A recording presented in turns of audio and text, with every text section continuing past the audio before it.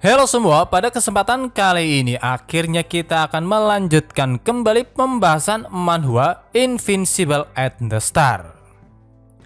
Pada episode sebelumnya, dengan semua usaha yang dikerahkan, akhirnya Shen Xiang'an mampu menghadapi Shurafil yang mana ketiga wanitanya berkumpul di tempat yang sama. Di saat yang bersamaan juga, di kuil daratan Kyushu telah datang dua utusan para dewa, sang pria bernama Tuli, sedangkan sang wanita yang ternyata istri dari Tuli bernama Shaiki. Alasan utama mengapa mereka datang dikarenakan daratan Kyushu sama sekali tidak pernah melapor ke para dewa, yang mana jika hal itu terus berlanjut, maka daratan Kyushu akan dianggap sebagai pemberontak. Sehubungan dengan itu juga, Tuli memberikan beberapa kesempatan dan itu adalah kartu untuk mengikuti kompetisi domain bintang yang menurut legenda kompetisi tersebut sangatlah kejam karena tak jarang bagi siapapun yang berpartisipasi di dalamnya akan mati atau menjadi gila. Tanpa memperdulikan kebingungan dan keterkejutan Dao Surgawi yaitu Xiaoli, Tuli lantas menyuruhnya untuk mempersiapkan seseorang yang akan ikut berpartisipasi karena bagaimanapun juga meskipun selama ini daratan Kyushu tidak diwajibkan untuk ikut, namun karena sekarang Lord baru telah diakui maka dia harus berpartisipasi. Token telah diberikan, kau harus tahu hukuman jika lari dari kompetisi ini, tambah Tuli yang langsung dijawab iya oleh Xiaoli yang hanya bisa gemetar ketakutan.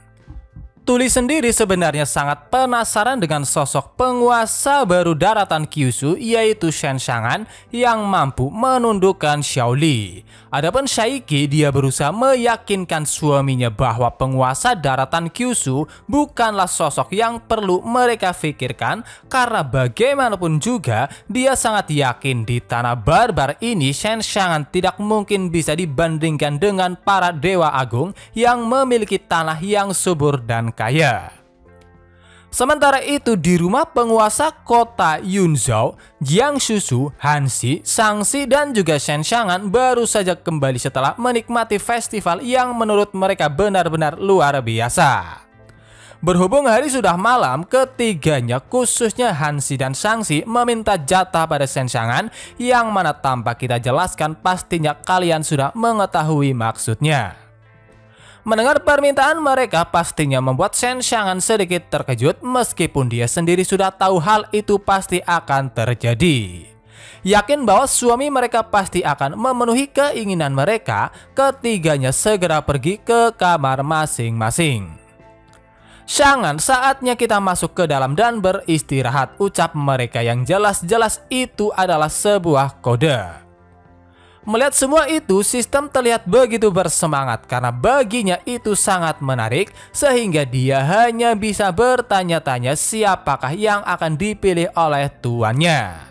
Shen Xiang'an sendiri sadar bahwa apa yang terjadi sebelumnya hanyalah sekedar pembukaan karena ujian sesungguhnya bergantung pada penampilannya malam ini dalam menangani ketiga wanitanya yaitu Hanxi, penguasa Pavilion Hanlan, si iblis surgawi nomor 1 di surga.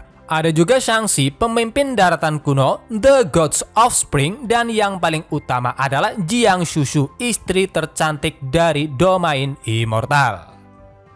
Baiklah, aku akan masuk setelah bersiap-siap, ucap Shen Xiang'an pada ketiganya di saat kepalanya masih bertanya-tanya apakah dirinya harus memilih salah satunya. Dasar sistem sialan, aku ingin semuanya, pikir Shen Xiang'an. Singkat cerita, setelah ketiganya masuk, untuk sementara waktu Shen Xiang'an mulai memikirkan tindakan selanjutnya. Sistem berpendapat bahwa meskipun mereka tidak mengatakannya secara langsung, akan tetapi ketiganya sebenarnya sedang menguji kamar manakah yang akan Shen Xiang'an masuki, meskipun Shen Xiang'an sendiri tahu akan hal itu. Meskipun situasinya bisa dikatakan cukup membingungkan, akan tetapi Shen Xiang'an terlihat tenang-tenang saja, bahkan dia mulai tersenyum karena ternyata dia sudah mempunyai rencana untuk mengatasi semua itu. Dengan segera dia menyuruh sistem untuk membuat cloning, dan berbeda dari yang biasanya, cloning yang dia buat kali ini jumlahnya ada 2 dan salah satunya merupakan cloning iblis surgawi. Sejak kemunculan 2 cloning sekaligus di daratan kuno, aku sudah mulai terbiasa. Sekarang aku bahkan dapat mengontrol lebih banyak cloning, ucap Shen Xiang'an dalam pikirannya, yang mana dengan kemampuannya kali ini, dia bisa mengontrol cloning-cloning miliknya bersamaan dengan dia yang juga mengontrol tubuh utamanya. Singkatnya, tubuh utama dan juga cloning bisa sadar secara bersamaan. Namun satu hal yang pasti, setiap cloning tidak memiliki kesadaran sendiri dan tidak dapat bergerak dengan sendirinya, sehingga secara langsung semua cloning dikendalikan oleh Shen Xiang'an karena setiap cloning adalah Shen Xiang'an itu sendiri. Ayo pergi, malam ini akan menjadi pertarungan yang hebat, ucap Shen Xiang'an dengan wajah yang tampak berseri-seri karena meskipun hanya sebuah cloning, semua indera dan sentuhannya akan ditransmisikan secara langsung ke tubuh utama. Begitu memasuki kamar masing-masing, cloning mulai melaksanakan tugasnya. Cloning iblis surgawi mendatangi kamar Hansi dan langsung memberikan ciuman intens, yang mana hal itu pastinya benar-benar membuat Hansi yang dikenal sebagai iblis surgawi nomor 1 di alam surga tak berdaya. Ayo kita pindah ke tempat tidur, ucap Hansi, sehingga setelah berpindah mereka melanjutkan kembali aksinya, yang mana tanpa dijelaskan lebih lanjut kalian pasti sudah bisa menebaknya. Tak jauh berbeda di kamar Shang-Chi, cloning Shen Xiang'an juga memulai aksinya.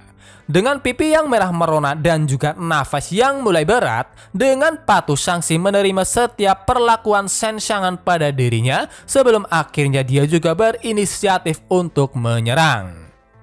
Sementara itu, Shen Xiang'an yang asli saat ini sedang menemani istrinya. Tak seperti keduanya, karena bisa dikatakan Jiang Susu masih lemah sebab dia baru saja pulih, Shen Xiang'an dengan sabar menemani istrinya yang sudah berbaring di tempat tidur. Jangan khawatir, aku akan tinggal di sini bersamamu. Kau dapat beristirahat dengan tenang, ucap Shen Xiang'an. Seperti anak kecil, dengan tingkah lucunya Jiang Susu meminta agar mereka berpegangan tangan, yang mana hal itu membuat Shen Xiang'an sedikit terkejut. Namun ketika ditanya alasannya, Jiang Susu hanya menjawab bahwa dia hanya ingin memegang tangan suaminya. Karena mungkin misinya bisa dikatakan telah selesai, di detik berikutnya notifikasi sistem bergema mengatakan bahwa karena telah berhasil menyelesaikan misi Asurafil, dia berhasil memperoleh 1 kartu tak terkalahkan selama 1 menit. Namun baru saja ingin merayakan keberhasilannya itu, tiba-tiba Xiao Li datang dengan sikapnya yang benar-benar panik. Ayah, sesuatu yang buruk telah terjadi. Apa yang harus aku lakukan? Para utusan dewa telah mengetahui bahwa aku mengakuimu sebagai tuanku. Mereka memaksamu untuk berpartisipasi dalam kompetisi domain bintang. Bahkan sekarang mereka sedang menunggumu di kuil, ucap Xiao Li masih dengan sikap paniknya. Tak ingin membangunkan istrinya yang baru saja tidur, Shen Xiang'an segera menyuruh Xiao Li diam.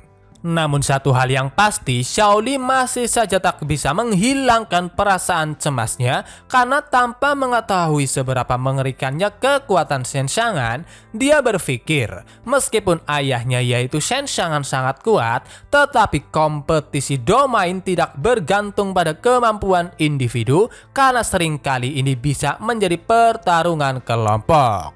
Apalagi dengan kenyataan bahwa salah satu utusan dewa akan menjadi salah satu wasitnya. Dari segi status, selain tanah kaya, tanah barbar lainnya berada di bawah kendali mereka. Saat ini kau telah membuat para utusan dewa menunggu. Hanya kau yang berani melakukan itu. Ini membuatku sangat khawatir, pikir Xiao Li melihat Shen Xiang'an yang masih memandangi istrinya dengan tatapan hangat. Seperti yang dikhawatirkan Xiao Li, di kuil daratan Kyushu, Tuli semakin kehilangan kesabarannya karena Shen Xiang'an sama sekali belum datang. Berani menolak menerima perintah berarti menentang para dewa. Kejahatanmu adalah dihukum mati. Aku akan pergi ke Kyushu untuk meminta pertanggungjawabanmu, teriak Tuli. Masih di kamar Jiang Susu, Xiaoli terlihat begitu panik karena dia benar-benar takut para utusan dewa akan melapor pada para dewa. Apalagi jika seluruh daratan Kyushu dihancurkan, sebagai dao surgawi dia pasti akan menghilang. Kau telah mengikutiku cukup lama, kenapa kau begitu takut dan menjadi pengecut? Ucap Shen Xiangan masih dengan sikap tenangnya. Namun sayangnya kata-katanya itu tak mampu membuat Xiaoli tenang dengan alasan bahwa masalah kali ini bukanlah masalah biasa karena utusan dewa memiliki dukungan dari para dewa. Kesal dengan tingkah Xiaoli, akhirnya Shen Xiangan menyeretnya keluar karena bagaimanapun juga dia tidak ingin membangunkan istri tercintanya. Namun tiba-tiba sebuah notifikasi sistem bergema yang mana telah terdeteksi bahwa hati dao surgawi Kyushu tidak stabil dan jika hal itu terus berlanjut akan mempengaruhi keberuntungan Kyushu dalam jangka panjang. Bahkan jika ki keberuntungan Kyushu menurun, jalur reinkarnasi akan berada dalam kekacauan dan yang terburuknya bencana besar akan menimpa masyarakat seiring berjalannya waktu. Tuan, tolong kembalikan moral dao surgawi sesegera mungkin. Batas waktunya adalah 10 menit. Jika berhasil, Anda akan mendapatkan hadiah 1 cloning dengan defense skill kapan saja. Melihat semua itu, Shen Xiangan benar-benar terkejut karena dia tak menyangka ternyata keadaan dari dao surgawi memiliki pengaruh yang sangat besar terhadap nasib Kyushu. Namun satu hal yang pasti, Shen Xiangan samar-samar merasa aura spiritual Kyushu menurun dan itu dimulai ketika dirinya membawa seluruh Kyushu ke dalam Invincible Domain atau domain tak terkalahkan. Selain itu, dibandingkan dengan sikap sombong dao surgawi saat pertama kali muncul, kini dia entah mengapa menjadi penakut. Setelah itu, untuk sementara waktu Shen Xiangan benar-benar memikirkannya secara matang karena bagaimanapun juga pilihan yang akan diambil akan berdampak besar bagi masa depan Kyushu dan pada akhirnya dia memutuskan pergi untuk menemui secara langsung 2 utusan dewa yang datang. Ayo pergi dan temui kedua utusan dewa itu, ucap Shen Xiangan yang membuat Xiaoli kembali bersemangat sampai-sampai dia sendirilah yang akan mengantar secara langsung yang sayangnya langsung ditolak karena pada dasarnya sebuah kuil ilahi memiliki hubungan spesial dengan benua tempatnya berada sehingga sebagai seorang penguasa Shen Xiangan bisa dengan mudah menjangkaunya.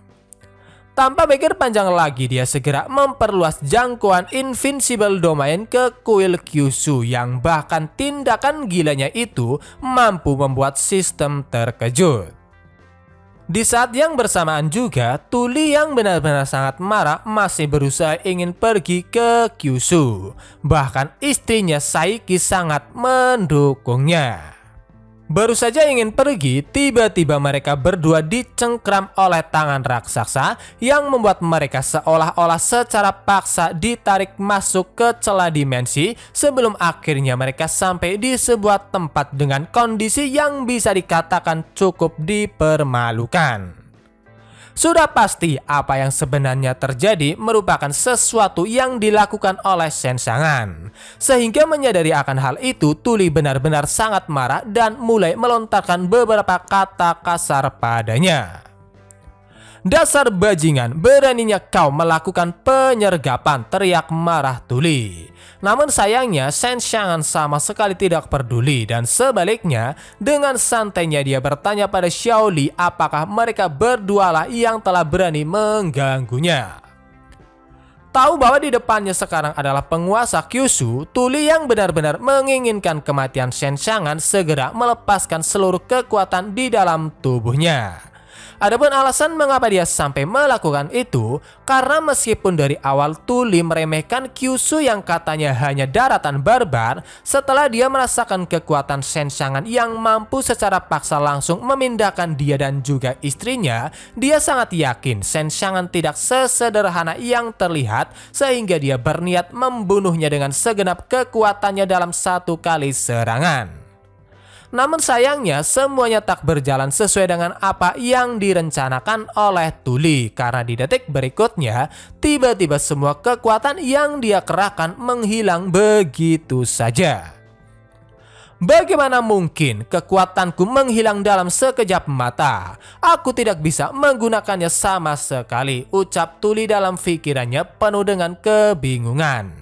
Namun tanpa memperdulikan itu semua, Senshangan sudah berpindah tepat di belakangnya dan mencengkeram kepalanya.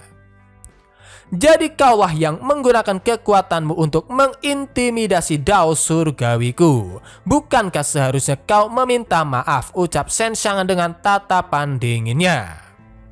Bukannya sadar akan posisinya sekarang, Tuli mulai berteriak marah. Alhasil kepalanya langsung dibanting ke tanah tanpa bisa melakukan perlawanan sedikit pun. Semua itu tak hanya terjadi satu kali, melainkan berkali-kali karena Tuli sama sekali belum menyadari posisinya sekarang. Aku akan memberimu satu kesempatan lagi untuk meminta maaf, ucap Senshangan memberikan kesempatan terakhir pada Tuli. Adapun Saiki melihat suaminya yang sejak muda tak pernah dipermalukan seperti itu, pastinya tragedi di depannya sekarang benar-benar membuatnya sangat-sangat terkejut, dan dengan itu juga pada akhirnya Tuli memutuskan untuk meminta maaf dengan kondisinya yang sudah babak belur. Seolah-olah itu merupakan hal yang wajar, dengan santainya Senshangan lantas bertanya pada Xiao Li apakah dia masih takut atau tidak, karena jika masih takut dia akan terus memukuli Tuli. Pastinya Xiao Li kembali dibuat terkejut, namun berbeda dari sebelumnya, keterkejutannya kali ini karena dia benar-benar tidak menyangka Senshangan yang sudah dianggap sebagai ayahnya sendiri mampu menghajar utusan para dewa, seolah-olah dia hanya anak kecil yang tak berdaya. Notifikasi sistem akhirnya masuk yang mengatakan bahwa saat ini semangat Dao Surgawi telah pulih sebesar 50%. Adapun alasannya, ternyata Xiao Li masih sedikit cemas karena ada kemungkinan Tuli dan Saiki mengadu pada para dewa. Alhasil semangat Dao Surgawi telah turun 50%. Mendengar itu dengan segera Senshangan mencoba menanyakannya yang pastinya langsung dijawab tidak oleh Tuli. Adapun Saiki sebenarnya dia ingin membantu suaminya, namun dia memutuskan untuk tetap diam karena kekuatan pihak lain baginya terlalu besar dan itu benar-benar di luar ekspektasi. Orang ini jelas bukan orang biasa, dia dekat dengan tingkat dewa surgawi. Aku tidak ingin bertarung dengannya karena jika aku bertarung sama saja mencari kematian. Aku justru ingin melarikan diri dari sini, ucap Saiki dalam pikirannya sebelum akhirnya dia juga ditanyai oleh Senshangan yang pastinya langsung bersumpah bahwa dia tidak akan pernah melakukan hal itu. Puas dengan jawabannya, Senshangan segera mengembalikan Tuli pada Saiki dan dengan itu juga dia mulai mendapatkan pujian dari Xiao Li yang katanya belum pernah melihat ada orang sekuat dirinya yang mampu mengalahkan utusan para dewa. Menanggapi itu semua, Senshangan mencoba merendah diri dengan alasan bahwa semua itu hanyalah masalah kecil. Sepertinya kau harus tetap berada di sisiku untuk memperluas wawasan, tambahnya. Akhirnya semangat Dao Surgawi berhasil dipulihkan sehingga satu defense skill acak bisa ditarik oleh Senshangan kapanpun yang dia inginkan. Namun satu hal yang pasti, Senshangan berpikir bahwa sepertinya dia harus mencari kesempatan untuk melatih Xiao Li lebih banyak lagi agar situasi seperti ini tidak terulang kembali. Xiao Li kemudian bertanya apa yang harus dia lakukan dengan kartu masuk kompetisi domain bintang. Awalnya Shen Xiangan hendak menolaknya karena dia sama sekali tidak tertarik akan hal itu. Namun pikirannya berubah setelah Xiaoli berkata bahwa 3 hadiah teratas dalam kompetisi cukup menggiurkan. Dengan segera Shen Xiangan menanyakan secara detail tentang hadiah yang dimaksud, yang mana dari penjelasan Xiaoli dikatakan bahwa 1 dari 3 hadiah yang dimaksud, yaitu hadiah pertama, masih dirahasiakan. Adapun hadiah kedua, mereka yang berhasil memenangkannya akan ditingkatkan menjadi seorang dewa, dan hadiah yang ketiga, daratan tempat pemenang berada dapat ditingkatkan 1 tingkat. Bisa dikatakan yang ketiga merupakan hadiah yang sangat penting karena ternyata tingkatan dari sebuah daratan bisa membatasi ranah para kultivator yang ada di dalamnya, sehingga semakin tinggi tingkat daratan, semakin tinggi juga tingkat kultivasi yang bisa diraih oleh para kultivator. Baru pertama kali mendengar informasi itu pastinya membuat Shen Xiangan sedikit terkejut, sehingga setelah itu dia terus meminta penjelasan pada Xiaoli, yang mana intinya semakin tinggi tingkat daratan semakin banyak pula energi spiritual di dalamnya. Sebagai Dao Surgawi, Xiaoli juga menjadi lebih kuat sehingga hukumnya akan menjadi lebih kokoh dan stabil. Dengan kata lain, semakin tinggi tingkat daratan, semakin kuat pula Dao Surgawinya. Semakin kuat Dao Surgawi, daratan tersebut juga akan semakin makmur, tanya Shen Xiangan yang langsung dijawab iya. Tahu seberapa pentingnya itu benar-benar membuat Shen Xiangan bimbang. Adapun Xiaoli, dia merasa sangat bangga karena pengalaman hidupnya selama ratusan juta tahun bisa memuaskan keingintahuan Shen Xiangan, meskipun pada akhirnya sikapnya itu langsung disekakmat oleh Shen Xiangan yang berkata bahwa meskipun telah hidup selama ratusan juta tahun, tetapi dia masih lemah sampai-sampai ketakutan hanya karena berhadapan dengan utusan dewa. Ditanya di tingkat manakah sekarang, tak menjawabnya secara langsung. Xiaoli malah mulai menjelaskan hal lain yang mana katanya pada dasarnya Dao Surgawi dibagi menjadi beberapa tingkatan, yaitu Dao Kebijaksanaan atau Dao Surgawi yang baru memahami hukum. Selanjutnya ada Dao Spirit atau Dao Surgawi yang pada mulanya menguasai hukum. Kemudian ada Dao Hukum atau Dao Surgawi yang dapat mengubah hukumnya sendiri. Dan yang terakhir adalah Dao Order atau Dao Surgawi yang bertindak seolah dirinya adalah hukum itu sendiri. Aku masih muda, aku baru memahami hukum selama beberapa ratus juta tahun, tambah Xiaoli yang langsung dijawab, kau pasti hanya Dao Kebijaksanaan. Aku sudah bisa menebaknya. Setelah itu untuk sementara waktu Shen Xiangan kembali memikirkan masalah tersebut, apalagi semua itu benar-benar sangat menguntungkan bagi dirinya, termasuk kemungkinan besar bisa meningkatkan cloningnya dengan cepat menuju ke cloning Heavenly God. Dan yang paling utama, itu juga bisa menjadi kesempatan untuk melatih Xiaoli, sehingga mendapat kesempatan laga seperti itu, dia memutuskan untuk menerimanya. Singkat cerita, dibimbing oleh Tuli dan Shaiki, Shen Xiangan dan juga Xiaoli segera pergi menuju tempat di mana kompetisi domain bintang akan diselenggarakan. Untuk lokasi pastinya berada di luar domain para dewa atau alam extraterrestrial gods. Senior, kita sudah sampai. Ini adalah pintu ruang waktu yang didirikan oleh para dewa. Masuk ke dalam akan mengarahkanmu ke aula pintu masuk kompetisi domain bintang. Kompetisi resminya akan dimulai 2 jam lagi, ucap Tuli. Berbeda dari sikap yang sebelumnya, kali ini Tuli benar-benar telah kehilangan kesombongannya, sampai-sampai dia sedikit memberikan beberapa nasihat pada Shen Xiangan agar lebih berhati-hati, karena bagaimanapun juga hadiah kompetisi ini sangatlah langka yang mampu menarik para petarung terbaik dari beberapa wilayah, khususnya 4 domain. Perlu diingat, meskipun pergi, Shen Xiangan kali ini hanyalah sebuah cloning. Namun berbeda dari cloning-cloning lainnya, cloning kali ini merupakan cloning murni dari tubuh asli yang pastinya memiliki performa jauh lebih tinggi. Tiba-tiba Shen Xiangan bisa merasakan sebuah aura dari pintu yang memiliki resonansi dengan kemampuan ruang waktunya, sehingga dia hanya bisa bertanya-tanya apakah mungkin Xiang Wangshen ada di tempat ini juga. Merasa tak ada lagi hal yang perlu dilakukan, Tuli dan Shaiki lantas pamit pergi. Mendengar itu, Shen Xiangan kembali mengingatkan keduanya untuk tidak melupakan janji yang telah mereka lakukan, yang mana hal itu membuat keduanya terlihat gugup.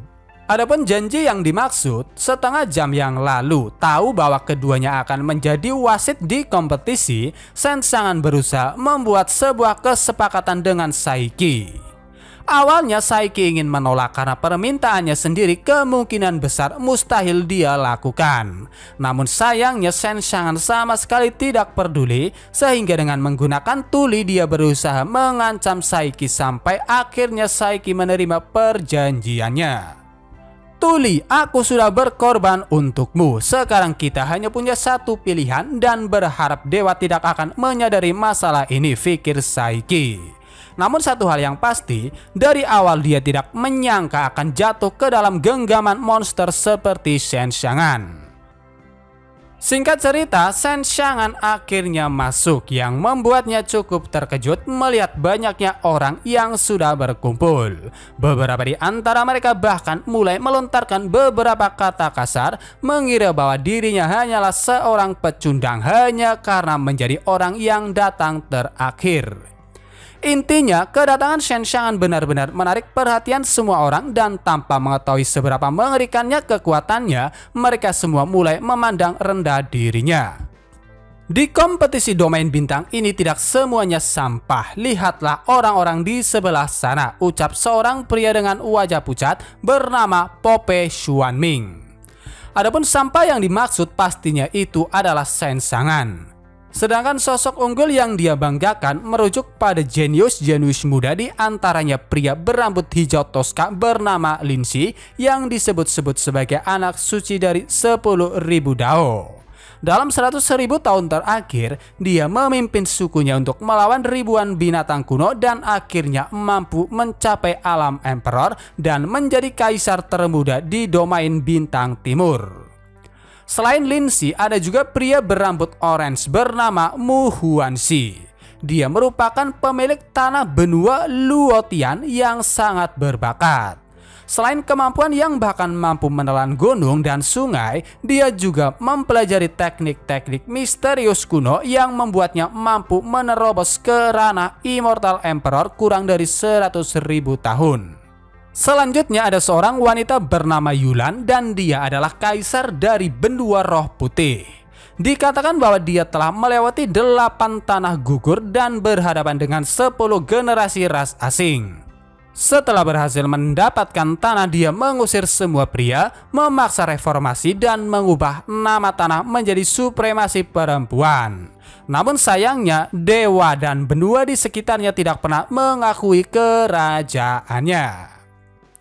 Tiba-tiba sebuah benda turun dari atas langit, yang mana hal itu menarik semua perhatian orang. Bersamaan dengan itu juga muncul sesosok makhluk yang mengaku sebagai pemandu wilayah timur si harta karun spirit bernama Jingxin. Setelah itu, untuk sementara waktu Jingxin mulai memberikan kata-kata sambutan, dan tak lupa dia juga sedikit menjelaskan tentang kompetisinya, yang mana masing-masing di antara mereka pastinya datang dengan beberapa tujuan, di antaranya meningkatkan kemampuan diri, mendapatkan hadiah, atau bahkan mungkin ingin terkenal di seluruh domain bintang timur. Sebelum melanjut ke kompetisi yang sebenarnya, Jingxin menyuruh mereka untuk melakukan verifikasi identitas dan menilai kekuatan tempur terlebih dahulu. Adapun caranya, mereka diminta untuk menyerang monumen spiritual yang telah disediakan dengan segala kekuatan dan potensi bakat yang dimiliki. Mereka dengan kekuatan tempur 50-70 adalah yang terkuat. Mereka dengan kekuatan tempur 70-80 itu tiada taranya. Dengan kekuatan tempur 80-90 bisa dikatakan menjadi prajurit tak tertandingi yang hanya muncul sekali dalam ribuan tahun. sedangkan mereka dengan kekuatan tempur 90-100 adalah yang terkuat sepanjang masa. Siapapun yang kinerjanya baik, mereka semua berkesempatan untuk dipilih oleh dewa dan menerima bantuan ilahi dari dewa dalam kompetisi berikutnya. Tambah Jingxin yang membuat masing-masing orang menunjukkan ekspresi terkejut, tak seperti Shen Xiang'an yang masih terlihat tenang karena secara perlahan dia mulai memahami apa niat Jingxin yang tampaknya takut seseorang akan mengundurkan diri dari awal sampai membuat pengaturan seperti itu. Singkat cerita, Lin Xi adalah orang pertama yang mengajukan diri. Dengan sikap penuh percaya dirinya, dia segera melepaskan sebuah pukulan tepat ke arah monumen spiritual. Kekuatannya begitu amat dahsyat yang membuat orang-orang hanya bisa menggertakkan giginya, mengira bahwa setidaknya nilainya tak kurang dari 95. Namun sayangnya poin yang ditampilkan hanya 84, yang mana itu langsung membuat kekaguman semua orang menurun secara drastis. Padahal aku telah menggunakan kekuatan terkuatku dengan niat menghancurkan monumen batu itu, tetapi mengapa hanya 84, ucap Lin Xi dalam pikirannya penuh dengan kebingungan. Tak terima dengan hasil itu, Lin Xi berniat mencobanya lagi, namun sayangnya Jin Shi tak mengizinkan itu, sehingga pada akhirnya Lin Xi mulai menjadi bahan tertawaan orang-orang karena mereka sekarang mengerti bahwa Lin Xi tak sekuat yang dibicarakan. Setelah itu satu demi satu orang-orang mulai maju. Meski begitu, Lin Xi masih saja berada di urutan pertama. Begitu banyak orang yang telah mencobanya, tetapi belum ada yang bisa menembus angka 90. Aku khawatir hanya 3 orang di sana yang bisa melakukannya, ucap beberapa orang, dan 3 orang yang dimaksud tak lain adalah Pope Xuanming, Mu Huanxi, dan juga Yulan. Seorang wanita berambut hijau bernama Mu Xing tiba-tiba bertanya pada Shen Xiang'an mengapa dia tidak mencobanya.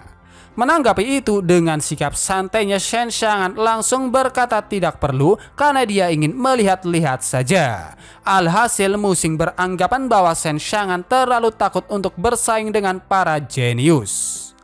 Selesai berbicara dengan Shen Xiang'an, Mu Xing pergi menghampiri yang lainnya dengan perasaan yang terbilang cukup tegang karena dia harus bersaing melawan para jenius-jenius muda lainnya. Sial, aku masih harus bertarung dengan monster-monster itu. Akan lebih baik jika aku bisa mengikuti seseorang yang dapat melindungiku. Aku tidak mungkin menunggu kematian seperti orang itu, ucap Mu Xing dalam pikirannya. Untuk sementara waktu, tes pengukuran kekuatan terus berlanjut. Dapat terlihat seorang pria berambut panjang bernama Yi Xiaolin terlihat terburu-buru untuk mengikuti tesnya. Namun konyolnya dia malah salah jalan, sehingga orang-orang hanya bisa menatapnya dengan tatapan bodoh dan mulai membandingkannya dengan Shen Xiang'an yang katanya seorang pecundang. Meskipun sedikit tertekan dengan tatapan tak menyenangkan dari orang-orang, Yi Xiaolin mencoba menguatkan tekadnya sehingga dengan pikiran untuk menyelesaikannya dengan cepat lalu kembali, dia segera mengumpulkan kekuatan di dalam pukulannya yang mana hasilnya benar-benar membuat semua orang terkejut karena dia bisa mencetak rekor baru yaitu 91 poin. Bagaimana mungkin Yi Xiaolin dari benua Wuji seharusnya berada dalam tahap pemurnian Qi? Kultivator tahap pemurnian Qi bisa melebihi 90, pasti ada kesalahan, ucap orang-orang sedikit meragukannya. Namun begitu peringkat Yi Xiaolin terpajang jelas di urutan pertama, orang-orang mau tak mau harus menerimanya.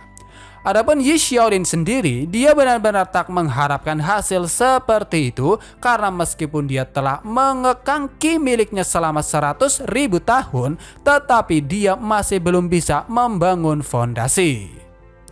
Sebenarnya aku baru saja terkurung di dalam gua dan berlatih tanpa henti. Aku tidak tahu level apa yang telah aku capai, ucap Yi Xiaolin berusaha memberikan penjelasan.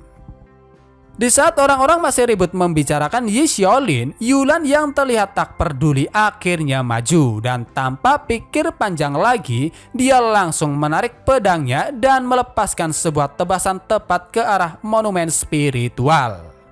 Awalnya orang-orang meragukan keberhasilan Yulan karena di kompetisi terakhir dia hanya bisa mencetak rekor 56 poin. Namun hasil akhir kali ini berbeda dari yang sebelumnya, yang mana hasilnya itu benar-benar membuat setiap orang membeku di tempat, tak terkecuali Jingxin karena Yulan mampu mencetak rekor baru yaitu 100 poin. Semuanya aku pasti akan memenangkan hadiah kompetisi ini, ucap Yulan pada yang lainnya yang masih dipenuhi dengan keterkejutan.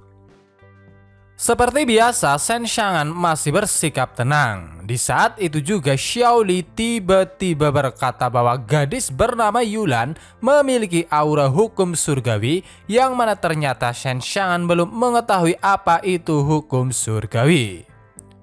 Dari apa yang dijelaskan oleh Xiao Li, siapapun yang bisa melewati kesengsaraan guntur surgawi, mereka memiliki kesempatan untuk memahami hukum surgawi.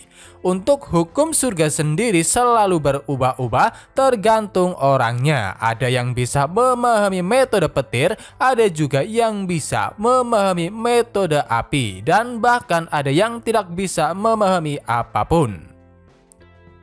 Bisakah kau melihat hukum surga apa yang ada di tubuhnya? Tanya Shen Xiangan. Namun sayangnya Xiao Li tidak mengetahuinya karena nafas yang dipancarkan oleh Yulan terlalu ringan. Namun satu hal yang pasti, dari pendapat pribadi Xiao Li, meskipun Yulan memahami hukum namun tidak banyak. Mencoba bercanda, Shen Xiangan lantas bertanya pada Xiao Li kenapa dia tidak menyerangnya untuk mengetahui hukum apa yang bisa dia pahami. Namun pastinya Xiao Li yang sudah mengetahui seberapa mengerikannya kekuatan Shen Xiangan dengan segera menjawab bahwa dia tidak mungkin bisa menyerangnya. Singkat cerita, setelah itu Jingxin kembali melanjutkan acaranya. Namun sayangnya, kali ini orang-orang mulai ragu karena mereka benar-benar sangat yakin tak mungkin bisa mengalahkan skor 100 milik Yulan. Kita datang ke sini untuk menjadi yang terkuat, dan karena kita tak bisa mewujudkannya, apa gunanya berpartisipasi lagi, teriak seseorang yang mana pendapat itu juga disetujui oleh yang lainnya.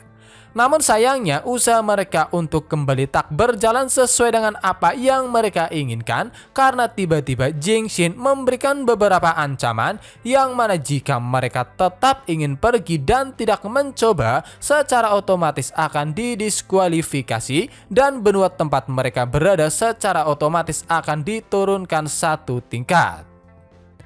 Oh, aku lupa, semua orang adalah penguasa wilayah Bintang Timur dan wilayah Timur hanya memiliki tanah barbarian dengan tingkat kemiskinan terendah, tambah Jingxin berusaha memprovokasi semua orang. Di saat kekacauan itu, Shen Xiangan akhirnya memutuskan untuk maju. Pastinya dia benar-benar menarik perhatian semua orang, apalagi dari awal kedatangannya orang-orang telah memandang remeh dirinya.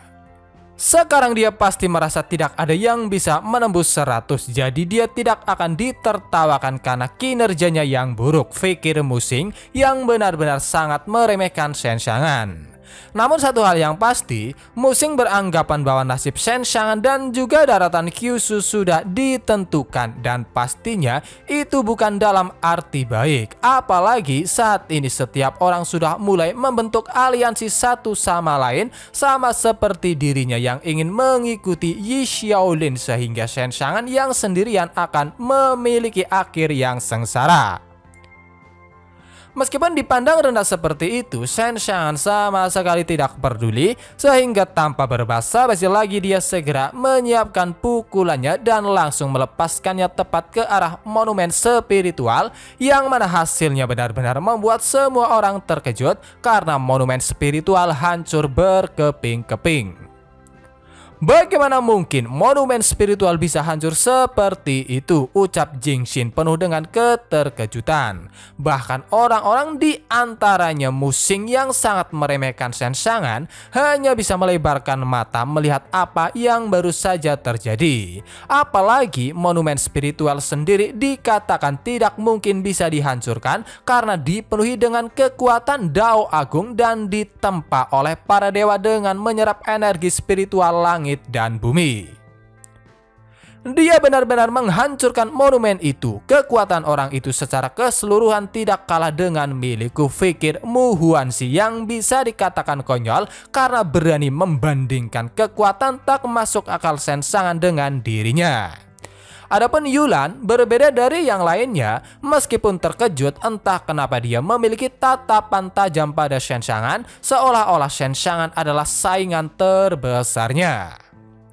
Setelah itu, untuk sementara waktu, kebingungan masih melanda setiap orang, khususnya Jingxin yang sama sekali tidak bisa menebak situasinya karena sampai sejauh ini Shen Xiangan sama sekali tidak mendapat reaksi balik dari monumen spiritual, seperti nyawanya akan disedot hingga kering untuk mengembalikan monumen spiritual ke bentuk utuhnya.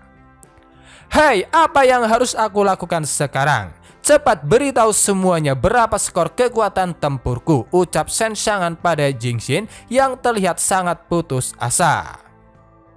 Sementara itu di tempat lain, yaitu kuil domain dewa yang tak tergoyahkan, para dewa yang sedang bermeditasi tiba-tiba bisa merasakan bahwa monumen spiritual di domain bintang timur telah rusak. Bukannya kesal, mereka terlihat senang dengan kejadian itu. Apalagi mereka juga bisa merasakan ada sesuatu yang tak biasa di wilayah timur, sehingga mereka tak mungkin menyia-nyiakan situasi itu tanpa mengetahui bahwa pilihan yang mereka ambil merupakan pilihan terburuk yang akan mereka sesali. Kembali lagi ke Shen Xiangan. Meskipun awalnya terkejut dengan apa yang telah dilakukan oleh Shen Xiangan, Jingxin memutuskan untuk melanjutkan kembali perannya sebagai pemandu kompetisi. Dari apa yang dia jelaskan, karena sekarang monumen spiritual telah hancur, mereka akan melewati tes kekuatan tempur dan langsung ke langkah berikutnya. Di belakangku sekarang ada pegunungan immortal dengan total 188 gua sesuai dengan pemilik tanah. Awalnya setelah semua orang lulus ujian, kalian bisa menemukan gua yang sesuai dan duduk sesuai dengan peringkat monumen spiritual, ucap Jingxin menjelaskannya. Singkatnya, gua-gua yang telah disediakan merupakan tempat yang akan ditempati oleh setiap orang sesuai dengan peringkat kekuatan. Namun karena sekarang monumen spiritual telah hancur, Jingxin menyuruh mereka yang merasa memiliki kekuatan peringkat tinggi untuk langsung memasuki gua sesuai dengan peringkat yang sesuai. Dari semua itu bisa dikatakan orang-orang yang memiliki kekuatan tinggi namun belum mengujinya memiliki keuntungan yang jauh lebih besar karena mereka bisa saja memilih pergi ke gua peringkat rendah dan berpura-pura menjadi babi untuk memakan harimau. Lin Xi tiba-tiba mencoba mengajukan sebuah pertanyaan tentang dia yang akan memilih posisi pertama. Namun sebelum sempat menyelesaikannya, tiba-tiba muncul sebuah cahaya dari arah langit yang langsung menyelimutinya.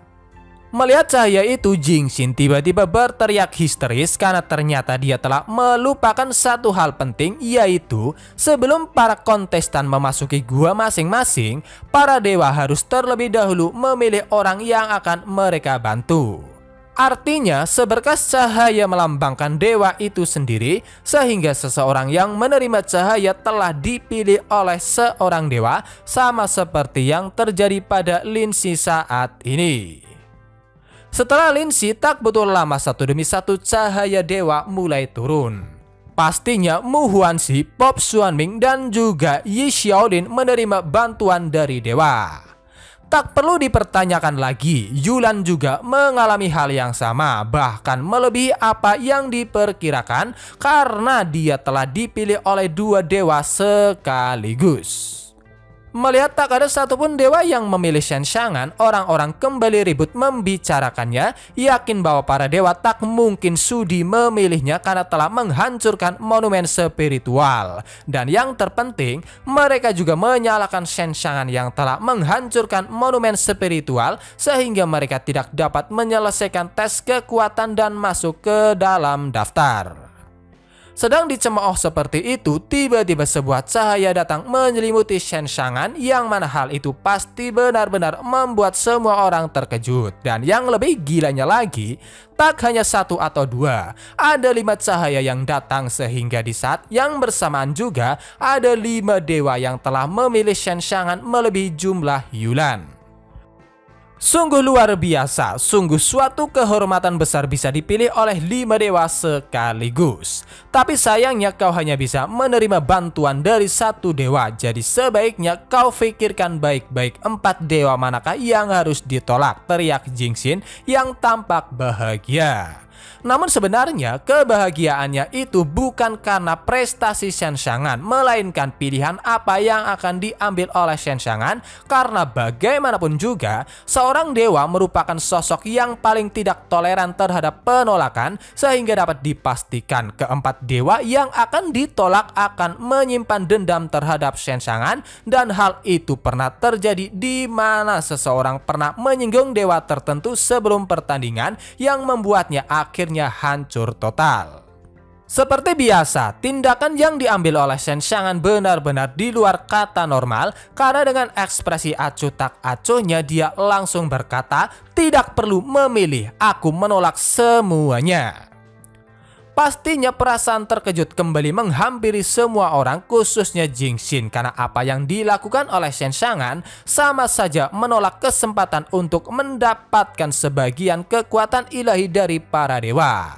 Akan tetapi keputusan Shen Xiangan sudah bulat sehingga dia sama sekali tidak peduli dengan semua itu, dan pada akhirnya para dewa benar-benar pergi. 5 niat kebencian yang berbeda jelas-jelas ditransmisikan dari pancaran cahaya itu, pikir Shen Xiangan yang sadar bahwa tampaknya kelima dewa kali ini benar-benar telah memusuhinya. Ternyata tindakan Shen Xiangan telah mempengaruhi beberapa orang, karena setelah itu tiba-tiba Yulan juga melakukan hal yang sama dengan alasan bahwa dia datang ke tempat ini untuk membuktikan kekuatannya, sehingga dia benar-benar tak membutuhkan bantuan eksternal seperti itu yang mungkin bisa menjadi beban baginya. Namun satu hal yang pasti, alasan utama Yulan melakukan itu karena dia jelas-jelas bisa merasakan niat jahat dari salah satu cahaya, seolah-olah sedang ditatap oleh ular berbisa yang siap menggigit dari belakang kapan saja. Perasaan kesal pastinya mulai menghampiri Jingxin, namun sayangnya setelah itu Yi Xiaolin juga melakukan hal yang sama, karena bagaimanapun juga dia merupakan tipikal orang pemalu, sehingga dipilih oleh para dewa baginya seperti berada di bawah pengawasan pribadi yang pastinya benar-benar sangat merepotkan. Pop Xuanming dan Mu Huanxi juga melakukan hal yang sama, karena bagi mereka menjadi nomor 1 dengan panduan dari luar adalah sesuatu yang sangat dibenci. Dan mungkin karena ingin terlihat keren juga, Lin Xi memutuskan untuk ikut, yang mana hal itu benar-benar membuat Jingxin sangat kesal meskipun dia berusaha menahannya dan memutuskan untuk melanjutkan kembali kompetisinya. Jingxin berkata bahwa kompetisi selanjutnya merupakan kompetisi yang akan dilakukan dalam mode Battle Royale, sehingga dia sangat yakin bahwa siapapun yang memiliki kekuatan dewa akan memiliki keunggulan. Ini adalah berkah ilahi dari para dewa sehingga mereka yang terpilih patut bersyukur, tambah Jingxin yang secara halus mulai menyindir mereka yang telah menolak kekuatan dewa, khususnya Shen Xiangan yang katanya terlalu percaya diri pada kemampuannya bagaikan katak dalam sumur. Namun pastinya Shen Xiangan sama sekali tidak memperdulikan ocehan Jingxin. Tiba-tiba sekali lagi pilar cahaya mulai turun dari langit, yang mana hal itu pasti membuat semua orang terkejut karena seharusnya seleksi para dewa telah selesai. Ingatlah, siapapun yang melepaskan anugerah dari para dewa tidak akan bisa mendapatkan pertolongan dewa pada pertandingan-pertandingan berikutnya, teriak Jingxin bersamaan dengan cahaya-cahaya yang mulai menyelimuti orang-orang. Bahkan dengan ekspresi sombongnya, dia mencoba bertanya pada orang-orang yang telah terpilih apakah mereka juga ingin menolak kekuatan dari para dewa. Menolak? Apakah kau bercanda? Inilah kekuatan dewa. Untuk apa aku menolaknya? Aku tidak sebodoh orang-orang itu, teriak seseorang yang terlihat sangat bangga karena bisa dipilih oleh dewa. Dan begitu kekuatan dewa memasuki tubuhnya, dia dan juga yang lainnya hanya bisa terkejut karena kekuatannya sendiri benar-benar sangat luar biasa. Bahkan dengan kekuatan baru itu dan juga bimbingan para dewa, mereka bisa memahami kekuatan asli yang selama ini tak mungkin terbayangkan bisa menggapainya. Dengan karunia ilahi ini, bahkan jika aku harus menghadapi Shen Xiangan, aku masih memiliki kekuatan untuk bertarung dengannya, tambah pria sebelumnya. Namun pastinya tanpa dia sadari, kekuatan dahsyatnya itu tak mungkin sebanding dengan kekuatan Shen Xiangan, karena mau itu sekelas dewa, baginya mereka hanyalah kentang goreng kecil di matanya.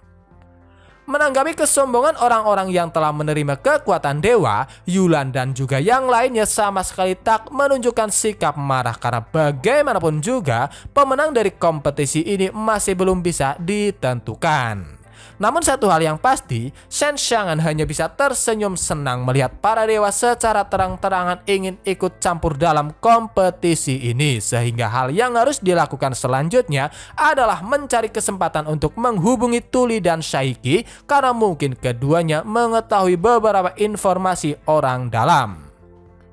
Singkat cerita, setelah itu Jingxin memulai kompetisinya sehingga dia menyuruh semua orang untuk pergi memilih gua yang akan ditempati karena pertandingan berikutnya akan dimulai 10 menit lagi.